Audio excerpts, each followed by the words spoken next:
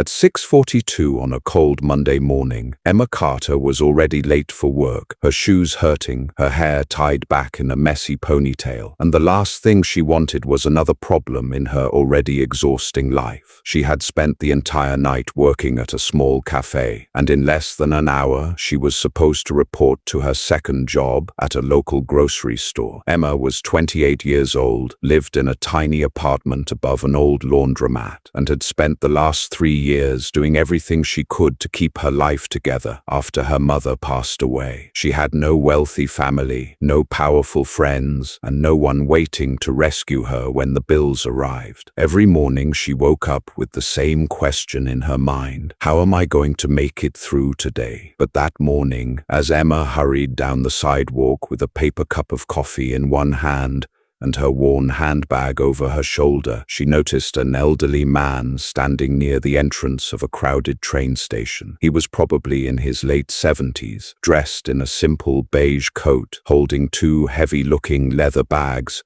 while struggling to pull a third one behind him. People rushed past him without even looking. Some glanced at him for a second, then continued walking. One businessman nearly bumped into him and angrily complained that the old man was blocking the way. Emma stopped. She looked at the station clock. She was already late. She looked at the old man. He looked exhausted. For a moment she thought about pretending she had not seen him. After all, she had problems of her own. But then the old man tried to lift one of the bags, his hands trembling slightly, and Emma quietly sighed. "Sir, let me help you," she said. The old man looked at her with surprise. No, young lady. You're busy." Emma smiled. "I am, but I can still help you carry one bag." Before he could argue, she picked up the largest leather bag. The moment she lifted it, her eyes widened. "Wow," she whispered. "What you have in here? Bricks?" The old man laughed for the first time that morning. "Something like that." Emma carried the heavy bag while the old man pulled the smaller one behind him. They walked slowly toward the station exit, and along the way, Emma noticed that the old man kept looking around as if he was waiting for someone. "Are you meeting your family?" she asked. The old man paused. "Something like that." Emma smiled. "You have a lot of mysterious answers." The old man chuckled. "And you ask a lot of questions, only when people look like they're carrying a secret." The old man stared at her for a moment, and something changed in his expression. It was as if her words had touched a place inside him that had been forgotten for a very long time. When they reached the sidewalk outside, Emma helped him place the bags beside a simple black car waiting at the curb. The vehicle looked expensive, but there was no driver inside. The old man reached into his coat and pulled out a small wallet. "Please, allow me to give you something for your trouble." Emma immediately shook her head. "No, sir. I'm not helping you for money." "Then at least take this." He pulled out a small silver card with a name printed on it. "If you ever need anything, call me." Emma glanced at the card but did not take it. "I'm sure you'll be fine." The old man looked at her carefully. "You're certain?" Emma nodded. "Yes, but maybe you should call your family. Someone should be waiting for you." For the first time, the old man's smile disappeared. "Maybe," he said softly. Emma noticed the sadness in his voice, but before she could ask anything else, she realized she was already 20 minutes late. "I really have to go." She turned and started walking away. "Young lady," the old man called. Emma looked back. "What's your name?" She smiled. "Emma." The old man nodded slowly. "Thank you, Emma." She waved and disappeared into the crowd, never imagining that the simple act of carrying one heavy bag would completely change her life the very next morning. The next day, Emma woke up to loud knocking on her apartment door. At first, she thought it was the landlord. She had been worried about the rent for weeks, and the last thing she needed was another warning. She quickly pulled on a sweater and opened the door, but the moment she she looked outside, she froze. 4 tall men in perfectly tailored black suits stood in the narrow hallway. They were not shouting, they were not threatening her. They simply stood there with serious expressions, looking completely out of place in the old, peeling hallway. Behind them was a long black luxury vehicle parked outside the building. Emma stared at them. "Can I help you? Are you Emma Carter?" Emma's heart began beating faster. "Yes." The man looked at the others, then back at her. "We need to speak with you." Emma slowly closed the door halfway. "About what?" The man reached inside his jacket. Emma instinctively stepped back, but he only pulled out a small, silver card, the exact same card the old man had offered her the day before. Emma stared at it. Her face went pale. "Where did you get that?" The bodyguard answered. "From Mr. Harrison." Emma's eyes widened. "The old man from the train station?" The man nodded. "Yes." Emma looked from one bodyguard to another. "Is he okay?" The 4 men exchanged a glance. Then the leader said, "He wants to see you." Emma felt confused. "Why?" The bodyguard looked at her with an expression that was almost respectful. "Because yesterday you were the only person who stopped to help him." Emma laughed nervously. "I just carried a bag." The man shook his head. "No. You did much more than that." Emma had no idea who Mr. Harrison really was. She had assumed he was simply an elderly man traveling alone. But as she stepped outside and walked toward the black vehicle, she began to realize that the story was much bigger than she had imagined. The 4 bodyguards surrounded her, not aggressively but carefully, and the driver opened the door. Emma hesitated. "I don't understand what's happening." The bodyguard leader looked at her. "Neither did we at first." "What does that mean?" He lowered his voice. "Mr. Harrison has not trusted anyone in years." Emma stepped into the vehicle. The inside was luxurious, far more expensive than anything she had ever seen. As the car drove through the city, Emma watched the streets pass by through the tinted window. She had no idea where they were going. After nearly 40 minutes, the vehicle turned through a massive iron gate and entered a breathtaking estate surrounded by tall trees and beautiful gardens. Emma stared in disbelief. "Where are we?" The bodyguard answered. "Mr. Harrison's home." Emma looked at him. "He lives here?" "Yes." She stepped out of the car and stared at the enormous mansion in front of her. It was the kind of place she had only seen in movies. A woman in an elegant uniform opened the front door. Emma entered the house and was guided through a large hallway filled with paintings, awards, and photographs. But there was one strange thing. Almost every photograph showed the same man, Mr. Harrison, standing beside important people,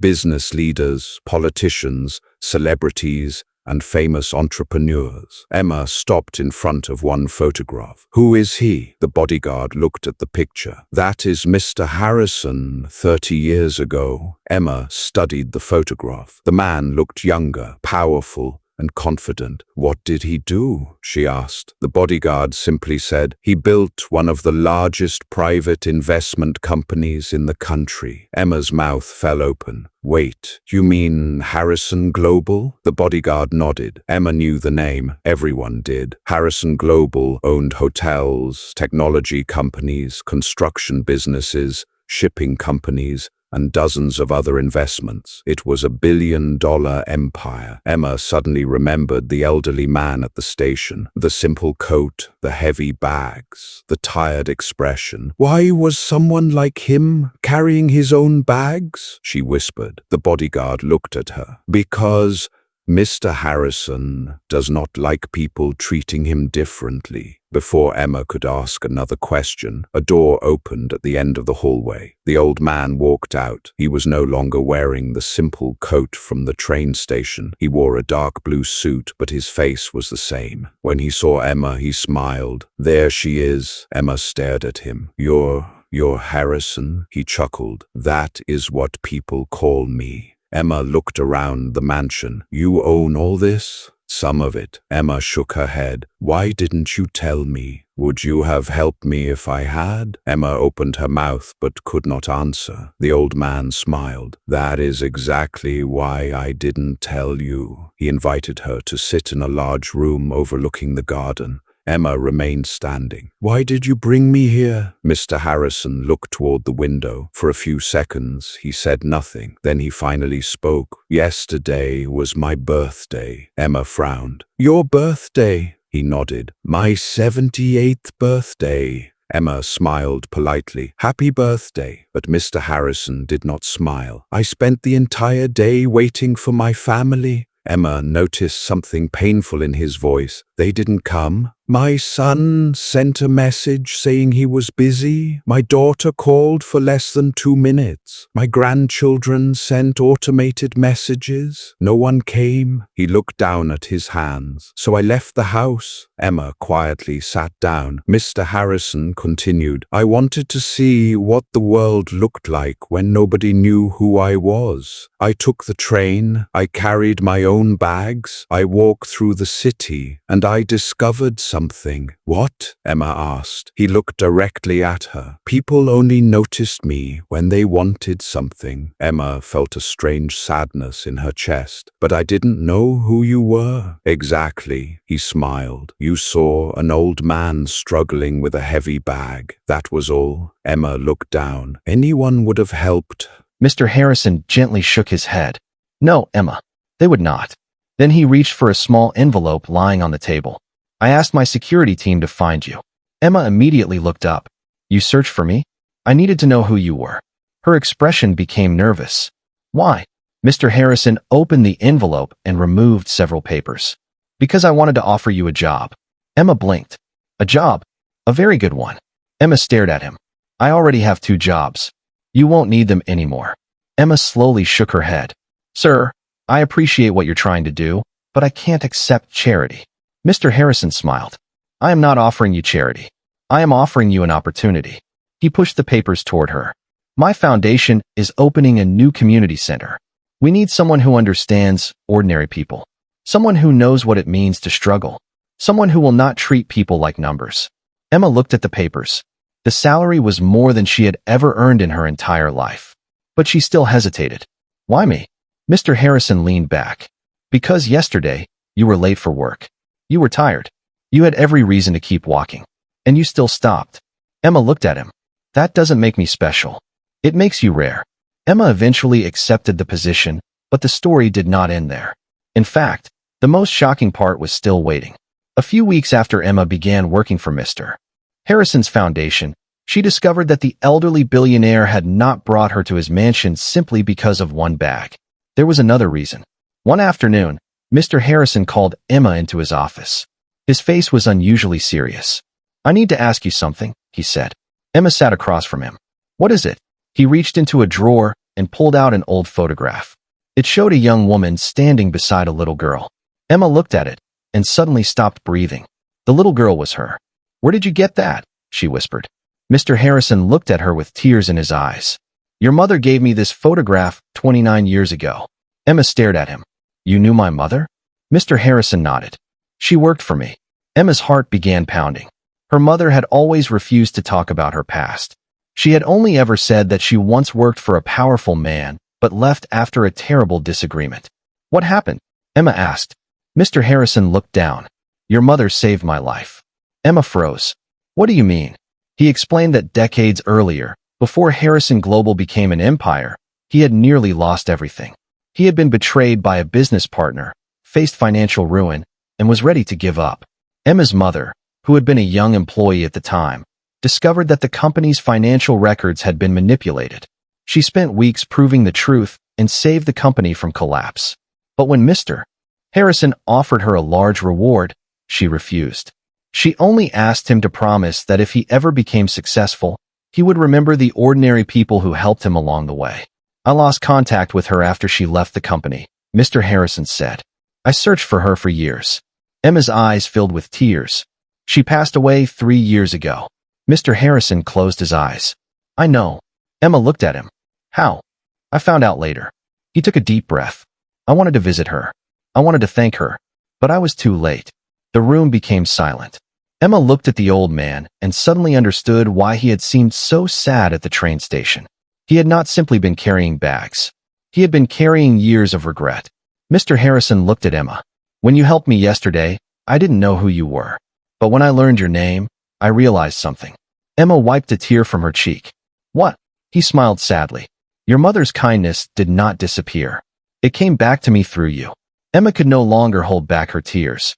For years, she had believed that her mother had died, leaving behind nothing but unpaid bills, an old apartment, and memories. But now she discovered that her mother had once changed the life of one of the most powerful men in the country. And somehow, decades later, her kindness had come full circle. But Mr. Harrison had one final surprise. He handed Emma a set of keys.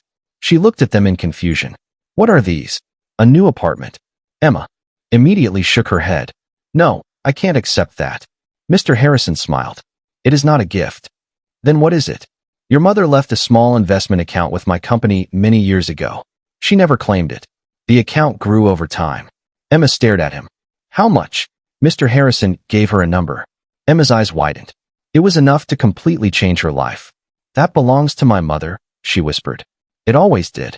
Emma began crying. Why didn't anyone tell me? Because I did not know where you were until recently. Emma looked at the keys, then at the old man. I don't know what to say. Mr. Harrison smiled. You don't have to say anything. Emma stood up and hugged him. For a moment, the billionaire who had commanded boardrooms, built companies, and negotiated deals worth billions simply stood there with his arms around a young woman who had carried one heavy bag for him on a busy morning. Months later, Emma became the director of the Community Foundation. She used her new position to help people who were struggling just as she once had. She created programs for single parents, elderly people living alone, students who could not afford school supplies, and workers who had lost their jobs. And whenever someone asked her how she had managed to change her life so dramatically, Emma always told them the same story. I helped an old man carry his bags. But the truth was deeper than that. She had not helped him because he was rich. She had helped him because, for one moment, he was simply an old man who needed assistance.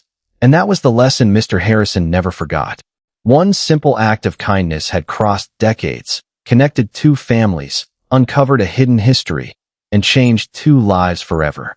A year after their first meeting, Emma visited the same train station where everything had begun.